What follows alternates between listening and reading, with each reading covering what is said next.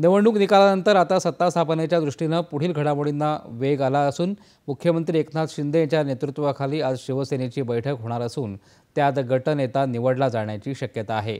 त्यापूर्वी विधानसभा निवडणुकीत घवघवीत यश मिळवल्यानंतर शिवसेनेच्या कार्यकारिणीची बैठक काल मुख्यमंत्री आणि पक्षाचे मुख्य नेते एकनाथ शिंदे यांच्या उपस्थितीत पार पडली। या बैठकीत मित्रपक्षासोबत चर्चा करण्याचे सर्वाधिकार एकनाथ शिंदे यांना देण्याचा निर्णय एकमतानं घेण्यात आला। शिवसेनेच्या आमदारांसोबतच व्हिडिओ कॉन्फरन्सिंगद्वारे पार पडलेल्या बैठकीमध्ये खासदार नरेश म्हस्के यांनी मित्रपक्षासोबत चर्चा करण्याचे सर्वाधिकार एकनाथ शिंदे यांना देण्याचा प्रस्ताव मांडला, तर सिद्धेश कदम यांनी शिवसेना विधिमंडळ पक्षाचे गटनेते, मुख्य प्रतोद आणि इतर नेत्यांची निवड करण्याचे सर्वाधिकार मुख्य नेते एकनाथ शिंदे यांना देण्याचा प्रस्ताव मांडला।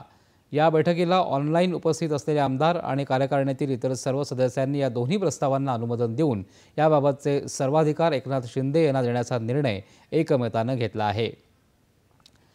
मतविभागणी आणि राष्ट्रीय स्वयंसेवक संघाची भूमिका या निवडणुकीत महत्त्वाची ठरली असल्याची प्रतिक्रिया शिवसेना उद्धव बाळासाहेब ठाकरे पक्षाचे खासदार संजय राऊत यांनी दिली आहे।